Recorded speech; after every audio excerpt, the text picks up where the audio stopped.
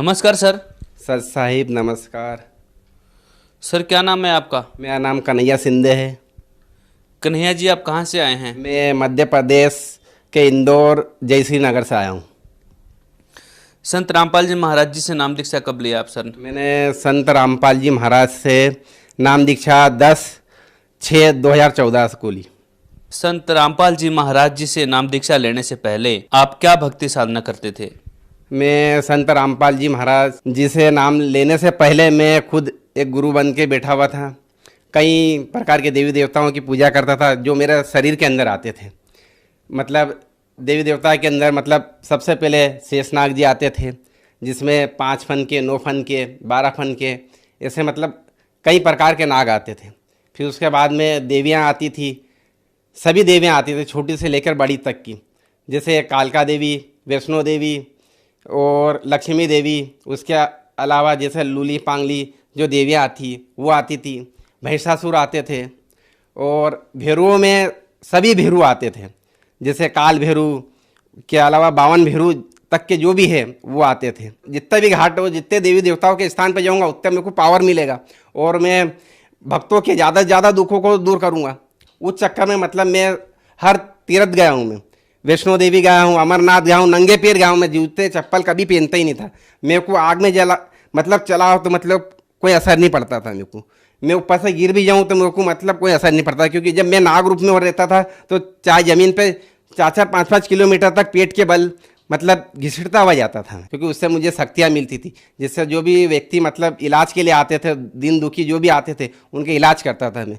ये इलाज करते और उनका इलाज तो हो जाता था पूरा, और मैं खुद दुखी होता था। घर पे मतलब खाने को नहीं मिलता था मुझे, बहुत इतने परेशान थे कि मतलब खाने रोटी मतलब नसीब नहीं होती थी हमको।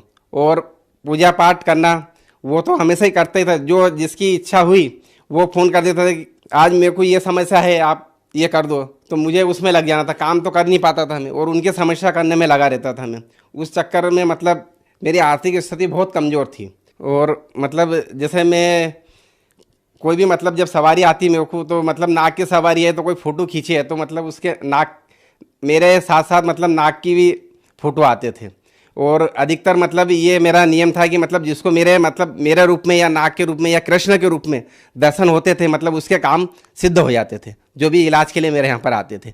और मुझे जैसे कालका देवी की आई सवारी तो मतलब कपूर जलती हुई जोत लगती थी हाथ पे और मुंह के अंदर, वो भी पूरी आग जले तो ही मतलब वो कार्य सिद्ध होता था।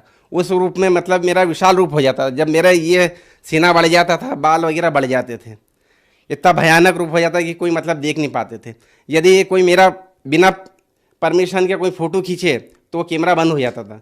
कई मतलब लोगों ने मतलब वीडियो शूटिंग भी करना चाहिए तो मतलब बिना अनुमति के तो कैमरे बंद हो गए, जब उसके लिए भी अनुमति लेना पड़ती थी। सिर्फ नाम बताते थे और उनका काम हो जाता था कि आप इस काम के लिए आए हो, तो मतलब यहीं पे मतलब बैठे बैठे कि आपके घर में ये समस्या है, तो वास्तव में वही निकलती थी। सिर्फ उनका नाम पूछता था मैं और उनका काम हो जाता था कि आप मतलब इस चीज़ से गुजर रहे हो, आप ये कर दो, तो हो जाती थी। परमात्मा की दया से पहले मैं मंत्र वगैरह नहीं जानता था कि कौन से मंत्र का इसमें ये करते थे, लेकिन जब मैं ध्यान पे बैठता था, परमात्मा जो मंत्र देते उनमें से ऊपर और नीचे का छोड़ के बाकी सभी मंत्रों का जाप करता था।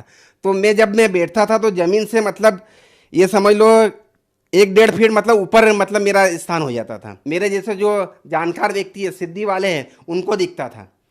और उसके बाद में जो देवी देवताओं जो बैठते थे मेरे पास में, बस उनके दर्शन वो भी दिखते थे। मेरे हाथ में नाग उन्होंने लिपट जाते थे, कोई मणिधारी है। मैंने मणि देखी भगत जी, कुछ लोगों ने तो छोटी छोटी देखी होगी, मैंने इतनी बड़ी मणि देखी है। जैसे पुलिस वालों की जो बत्ती लाल बत्ती रहती इस टाइप की मतलब देखी, और ऐसी गोल गोल घूमती जब वो रहती है और नाक के ऊपर रहती है, क्योंकि मेरे पास तो लिपटते थे बड़े बड़े आके। नागों की दिवाली मनाई जाती, उस दिन मैं भंडारा खाता था, उस दिन मेरे कने सब देवी देवता आ जाते थे। और जो मतलब दिव्य दृष्टि वाले हैं मेरे जैसे तांत्रिक लोग, उनको दिखते थे। और मेरे यहाँ पर ऐसे छोटे मोटे तांत्रिक कहीं आते थे उस दिन कि इनसे हम ये विद्या चुरा के ले जाएंगे, इनको अजमा के ले जाएंगे, कहीं ये छोटा मोटा तो नहीं है। और मेरी भक्ति मतलब ये समझ लो कि काल में ही थी, पूर्ण रूप से मैं काल में जाने वाली ही भक्ति थी। और अब जो परमात्मा रामपाल जी महाराज जी की जो भक्ति कर रहा हूँ, ये मोक्ष वाली भक्ति कर रही हूँ मैं। बहुत से बोलते हैं कि जो मतलब दूसरों का दुख हरण करते हैं उनको तकलीफ भी होती है, मैं ये समझता था। लेकिन मुझे जब रामपाल जी महाराज के शरण में गया, जब मुझे मालूम पड़ा कि मैं दूसरों को अपने पुण्य दे रहा हूँ और उनके मतलब पाप ले रहा हूँ, इसलिए मेरे को ये तकलीफ है। जब मैं गुरु जी के शरणों में गया तो मैं इन दुखों से परिपूर्ण मतलब दूर हो गया हूँ। यहाँ तक कि देवी देवता आपके ऊपर आते थे, फिर ये भक्ति साधना छोड़ के फिर आप संत रामपाल जी महाराज के शरण में कैसे आए? क्योंकि वो अंधविश्वास की भक्ति थी इसलिए, और ये कुछ समय के लिए ही सुख दे सकते हैं। और परमात्मा जो रामपाल जी महाराज ये स्वयं कबीर देव के रूप में आए हुए, इनके मैंने दर्शन करे हुए, मैं उनसे नाम न लिया था उसके पहले भी मुझे कई बार परमात्मा दर्शन चुके हैं। मैं जब भी मतलब स्नान करने जाता था नदियों घाटों में जो, तो वहाँ पर परमात्मा आकर बोलते थे कि बेटा तू ये क्या कर रहा है, ये गलत साधना है, तू क्यों अपने जीवन बिगाड़ रहा है। तो मैं बोलता था मुझे यहाँ पर नहाने से शक्तियाँ प्राप्त होती, इसलिए मैं नहाता हूँ, उससे मतलब भक्तों के मैं इलाज करता हूँ। एक बार मैं योगा की एग्ज़ाम दे के आया था, योगा मतलब पेपर अच्छे गए थे, और मैं घर से अलग रहता हूँ, मेरा माता पिता से अलग रहता हूँ, तो उनके पहले उनका घर पड़ता तो मैं उनके घर चले गया कि पेपर अच्छा गया करके मतलब बोलने गया। तो टेबल के ऊपर ज्ञान गंगा पुस्तक पढ़ी थी। जब मैंने ज्ञान गंगा ये पढ़ा और ऊपर लाइनें पढ़ी कि देवताओं के ऊपर ये दे रखी, तो मैंने उस किताब को, गर्मी का समय था और मैं घर के अंदर नहीं जाता था उनके, मेरे माता पिता, क्योंकि वो मांस वगैरह ये सेवन करते थे और मुझे ये चलता नहीं था। तो मैंने उठा वो किताब को टेबल से उठा के और बाहर ओटले पे ही पढ़ी, तो मेरे को वहीं रोना आ गया कि ये इतना ज्ञान, महत्वपूर्ण ज्ञान और कितना छुपा हुआ है, और ये संत कहाँ मिलेंगे मेरे को, और मैं अंधकार में पड़ा हुआ हूँ, दूसरों लोगों को भी अंधकार में धकेल रहा हूँ। मैं उसको पढ़ के रोता था। मेरे को वो किताब पढ़ता था तो परमात्मा हमेशा दर्शन देते थे, कभी मुझे सत्संग सुना के जाते थे, कभी और कोई सी वाणियाँ सुना के जाते थे। एक भगत कोई जुड़े हुए थे उस कॉलोनी में, तो वो मतलब सीढ़ी की दुकान पे मतलब चला रहे थे, और उतने में मैं चले गया कि जब मैंने देखा कि ये सत्संग चल रहे हैं, तो मैंने बोला ये सत्संग तो मैंने रात को सपने में देखे। तो बोले तुम तो बाबा हो, बोले तुम तो चाहे जो मतलब देख लेते हो। वो यूँ करके मेरी हंसी उड़ाने लगे, बोला बैठो तुम तो देखो ये। तो मैं ऐसा देख रहा था, और उतने में फिर थोड़ी देर हुई, षष्ठी रचना वगैरह बता रहे थे, और फिर लाइट चली गई। तो फिर मैंने उनसे पूछा कि ये सत्संग जो आप दिखा रहे हो ये तो मैं सपने में देखता हूँ और ये गुरु जी को भी देखता हूँ। तो फिर उन्होंने बोला कि एक राकेश भगत जी है, बोले उनके पास में मतलब पूरी जानकारी मिल जाएगी, उनसे आप उनके संपर्क में चले जाओ। तो उनके पास गया तो उन्होंने बोला कि हम 2-3 दिन बाद जाने वाले हैं। तो मैंने बोला मेरे को भी ले चलना, और अचानक मैं उनके साथ में गुरु जी के आश्रम में चले गया। पहले दंडवत प्रणाम करके वहाँ अर्जी लगाई मन में कि मैं जो साधना कर रहा हूँ और जो लोग आते हैं ये मेरे को परेशान ना करे, कि आप इलाज करो, और तुमने इनको क्यों छोड़ दिया, तो मैं मतलब नाम दीक्षा ले लूँगा। तो ऐसा के मतलब मैंने उस समय नाम नहीं लिया था, क्योंकि मेरे तो भगत बहुत सारे हैं, और एकदम मेरे घर पे मंदिर बना हुआ, हनुमान जी का मंदिर है, भैरू जी का है, और अभी बहुत विशाल नागदेव का मंदिर बनने वाला, 5-7 लाख रुपए का मतलब मंदिर बनने वाला है। तो फिर मैं हर साल में एक बार भंडारा करवाता था, उसमें भी विशाल ये आती थी। जब कड़ाव लगता था तो मैं हाथ से मतलब कड़ाव उकलते हुए कड़ाव में हाथ डाल देता था और उसको हिला देता था, जैसे वो साईं बाबा कैसे खिचड़ी बना के हिलाते, ऐसे मैं हिला देता था। मुझे कुछ नहीं होता था, क्योंकि मेरे को तो पता नहीं अंदर की शक्तियाँ कुछ थी या अपनी, तो उसमें कुछ असर ही नहीं होता था। परमात्मा रामपाल जी महाराज जी से जब अर्जी लगाई तो उन्होंने मतलब ये बिल्कुल क्लियर कर दिया, कोई भगत मतलब आया नहीं। जब मैंने नाम ले लिया तो कोई ने मतलब मेरे को बोला नहीं, और जो आते थे फ़ोन आते थे कि बाबा जी आप मेरा ये इलाज कर दो, तो मैंने उनको विनती कर दी कि आप रामपाल जी महाराज के शरण में चले जाओ, सबसे बड़े गुरु तो वो है, मैं तो कुछ भी नहीं हूँ, मैं तो पाखंडी हूँ, मेरे से कुछ नहीं बनेगा, मैंने सब छोड़ दी, मैं भी खुद चले गया हूँ परमात्मा के शरण में, आप भी जाओ। सबसे अच्छा ज्ञान और सबसे सुलभ सब सुविधाएं मतलब वही दे सकते, बाकी और विश्व में कोई नहीं दे सकते। मैं उन जितने भी भगत थे मेरे यहाँ पर जो भी आते थे इलाज के लिए, उन सबको यही प्रार्थना करता था। सर, संत रामपाल जी महाराज जी से जो भी श्रद्धालु जुड़ते हैं उन्हें कोई ना कोई आर्थिक, मानसिक, शारीरिक या आध्यात्मिक लाभ अवश्य होते हैं। आपको क्या लाभ प्राप्त हुए सर? मुझे आध्यात्मिक नाम संत रामपाल जी महाराज की कृपा से जो देवी देवताओं की जो साधना करता था, मैं ढोंग धतूरिया करता था, तांत्रिक विद्याएं करता था, उनके बारे में पूरी जानकारी मिली कि ये जो मैं कर रहा हूँ ये साधना बिल्कुल गलत है, 101% गलत है, और ये देवी देवताएं अपन को काल जाल में उलझा के रखते हैं। और मैं जो साधनाएं करता था उनसे भक्तों को तो लाभ बहुत सारे हो रहे थे, लेकिन मैं खुद दुखी हो रहा था। समस्त देवी देवताओं के चक्कर में अपना जीवन बर्बाद कर रहा था, ढोंग मतलब गलत साधनाएं कर रहा था मैं। पापों को हरने वाले और समस्त कष्टों को दूर करने वाले ये एक ही जो है संत रामपाल जी महाराज जो कबीर देव के रूप में आए हुए धरती के ऊपर, यही है। एक बार ऐसा हुआ कि जब मकान बना था हमारा तो दरवाजे नहीं लगे हुए थे और सामने ही वाला एक गुंडा था जो लोगों को चमकाता था, सब कहीं करता था। जब उसको मालूम पड़ा कि इनने मंदिर, ये जो बाबा था अब इनने बाबागिरी सब छोड़ दिए और देवी देवता है इनकी पूजा नहीं करता, ये रामपाल जी महाराज की पूजा करता है, तो वो मतलब गली में चमकाता था। वो मेरे घर पे भी पत्थर फेंक रिया था और घर से बाहर नहीं निकलना था, इतना आतंक कर रखा था। और मेरे कहने इतने पैसे नहीं थे कि मैं घर के अंदर दरवाजे लगा दूँ।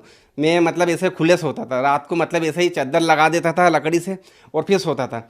जब उसके आतंक से मतलब वो मतलब मारने को करता था, तो मैंने परमात्मा से अर्जी करी कि परमात्मा आप ही मतलब हमारी रक्षा करो। तो परमात्मा मतलब 8 दिन तक कुर्सी लगा के परमात्मा हम मेरी डेलीज के ऊपर बैठे रहे, बोले बेटा तू चिंता मत कर, मैं तेरे साथ हूँ, तेरा कोई बाल नहीं बांका कर सकता। तो मेरी पत्नी डरती थी, तो परमात्मा भी उसको भी दर्शन दिए, कई बार दर्शन दिए। परमात्मा की जब वो ज्योत लगाती थी, एक ज्ञान गंगा पुस्तक को रख के अलमारी के अंदर, तो परमात्मा ने बोले बेटा तू ऐसी भक्ति करती है, ऐसा दीपक लगाती है जिससे तो नाम ले ले, नाम लेगी तो तेरे पूरे परिवार की 101 पीढ़ी मतलब तार दूंगा मैं। बोला तू नाम ले ले, सतनाम ले ले, फिर देख तेरे ठाट कर दूंगी। तो परमात्मा से वो भी जुड़ गई और उनने भी सतनाम वगैरह सब ले लिया हम। और जब रामपाल जी महाराज मुझे मिले तो मुझे एहसास हुआ कि मतलब ये पूर्ण परमेश्वर है। और अभी भी मुझे मतलब ये जो परमात्मा है, जब मेरा नाम लेने के बाद मुझे परमात्मा ने सतलोक के जाम खिलाए। वहाँ का जो जाम का पेड़ रहता है वो बहुत ऊंचा रहता है और 5-5 के झुंड में रहता है।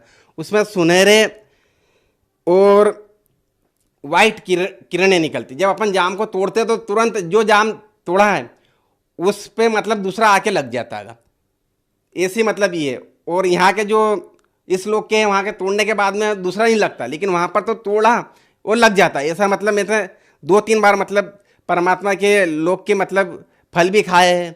मैं कई बार मतलब जो मगर तार बताते हैं परमात्मा सत्संग के अंदर, उस मगर तार पे भी चढ़ता हूँ।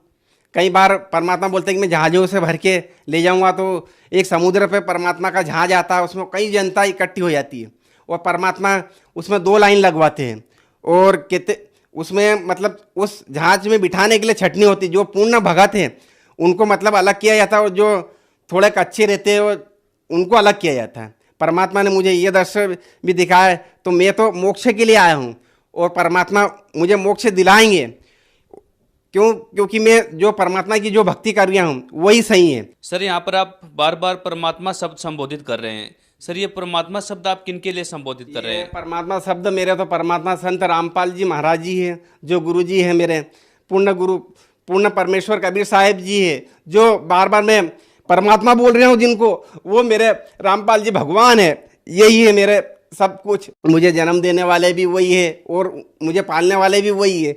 सर जो श्रद्धालु आपको देख रहे हैं, आप उन्हें क्या संदेश देना चाहेंगे? जिसपे भी मतलब ये परमात्मा रामपाल जी महाराज के जो सत्संग आते हैं, ऐसा बहुत सारे चैनलों पे आते, जो भी देख रहे हैं और जो भी सुन रहे हैं, उनसे मेरी तरफ से हाथ जोड़ के निवेदन है कि ये गलत साधनाओं में ना पड़े और ये जादू टोने वालों के चक्कर में ना पड़े। और मैं जो अभी तक गलत साधनाओं में पड़ा हुआ था और जो मेरे जैसे लोग गलत साधना में अभी भी जादू टोना वालों के पास में जा रहे हैं, अपना जीवन नष्ट कर रहे हैं, तो वो व्यर्थ के मतलब जा रहे हैं, वहाँ पर नहीं जाना चाहिए, उसमें कोई लाभ नहीं है।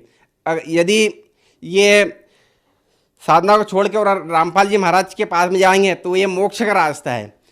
रामपाल जी महाराज मोक्ष वाली भक्ति बता रहे हैं।